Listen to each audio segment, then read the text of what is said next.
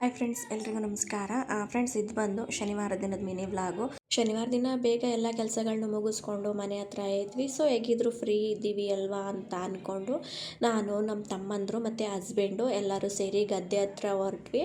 ತುಂಬ ವರ್ಷಗಳೇ ಆಗಿತ್ತು ಗದ್ದೆ ಹತ್ರ ಬಂದು. ಇವಾಗ ನನ್ನ ಕಾಲೇಜ್ ಡೇಸ್ಗಳಲ್ಲಿ ನಾನು ಈ ಗದ್ದೆ ಹತ್ರ ಬರ್ತಿದ್ದದ್ದು. ಇನ್ನು ಕಾಲೇಜ್ ಮುಗಿತಿದ್ದಂಗೆ ಜಾಬಿಗೆ ಸೇರಿಕೊಂಡೆ. ಜಾಬ್ ಆದಮೇಲೆ ಮದುವೆ ಫಿಕ್ಸ್ ಆಯಿತು. ಅದಾದಮೇಲೆ ನಾನು ಗದ್ದೆಗಳ ಹತ್ರ ಬರೋಕ್ಕೆ ಆಗ್ತಿರ್ಲಿಲ್ಲ.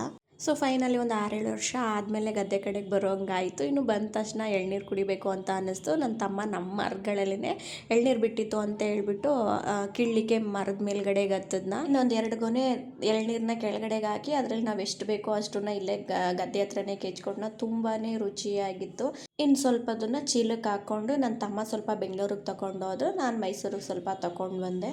ಇವಾಗ ಬೇಸಿಗೆ ಇರೋದ್ರಿಂದ ಒಂದು ಎಳ್ನೀರಿಗೇ 70-80 ಆ ಥರ ಕೊಡಬೇಕು. ಸೊ ಹಾಗಾಗಿ ಒಂದು 7-8 ಎಳ್ನೀರನ್ನ ಚೀಲಕ್ಕೆ ಹಾಕೊಂಡು ತೊಗೊಂಡು ಬಂದಿದ್ವಿ. ಇನ್ನು ಇದೆಲ್ಲ ಆದಮೇಲೆ ಹುಡುಗಿಗೆ ಒಡವೆ ಮಾಡಾಕಬೇಕಿತ್ತು ಅಲ್ವಾ. ಇನ್ನೇನೋ ಮದುವೆ ಡೇಟು ಕೂಡ ಹತ್ರ ಬಂತು. ಸೊ ಹಾಗಾಗಿ ಹುಡುಗಿಗೆ ಒಡವೆ ಮಾಡಾಕಬೇಕು ಅಂತ ಹೇಳ್ಬಿಟ್ಟು KM ದೊಡ್ಡಿಗೆ ಬಂದ್ವಿ. ಇನ್ನು ಒಡವೆ ಮಾಡಾಕಕ್ಕೆ ನಾವು ಸೋಮವಾರ ದಿನ ಬಂದಿದ್ದು. ನಾವು ಬರೋ ಅಷ್ಟರಲ್ಲೇ ಹುಡುಗಿ ಮತ್ತು ಅಕ್ಕರೆಲ್ಲ ಬಂದಿದ್ರು. ಮತ್ತು ನಮ್ಮ ಮಾವ ಮತ್ತು ಆಂಟಿನೂ ಕೂಡ ಬಂದಿದ್ರು. ನಾನು ನನ್ನ ತಮ್ಮ ಬರೋಷ್ಟರಲ್ಲಿ ಸ್ವಲ್ಪ ಲೇಟೇ ಆಗಿಬಿಡ್ತು. ಇನ್ನು ಬಂದ ತಕ್ಷಣ ಸ್ವಲ್ಪ ತಾಳಿ ಡಿಸೈನ್ ಎಲ್ಲ ನೋಡ್ತಿದ್ವಿ.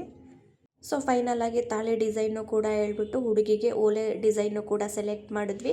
ಇದೆಲ್ಲನೂ ಕೂಡ ನಾವು ರೆಡಿ ತೊಗೊತಿಲ್ಲ, ಮಾಡಾಕಬೇಕು ಅಂತ ಹೇಳ್ಬಿಟ್ಟು ಅವ್ರಿಗೆ ಡಿಸೈನ್ ಮಾತ್ರ ತೋರಿಸಿ ಒಡವೆ ಮಾಡಾಕ್ಬಿಟ್ಟು ಬಂದ್ವಿ. ಇನ್ನು ಇದೆಲ್ಲ ಆದಮೇಲೆ ನಾವು ಸ್ವಲ್ಪ ಚಾಟ್ಸ್ ತಿನ್ನೋಣ ಅಂತ ಹೇಳ್ಬಿಟ್ಟು ಮಂಡ್ಯದ ರೋಡಿಗೆ ಬಂದ್ವಿ. ಇನ್ನು ಬಂದ ತಕ್ಷಣ ನಾವು ಸ್ವಲ್ಪ ಎಲ್ಲರೂ ಗೋಬಿ, ಐಸ್ ಕ್ರೀಮು, ಜ್ಯೂಸು ಎಲ್ಲನೂ ಕೂಡ ಕುಡಿದು ಇದೆಲ್ಲ ಆದಮೇಲೆ ನಾನು ಅವತ್ತೇ ಮೈಸೂರಿಗೆ ವಾಪಸ್ ರಿಟರ್ನ್ ಬಂದೆ. Thank you.